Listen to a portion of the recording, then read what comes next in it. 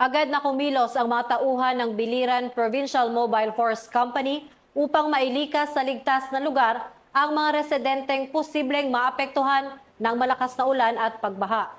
Magbabalita dyan si Patrol Woman Cristel Palafox.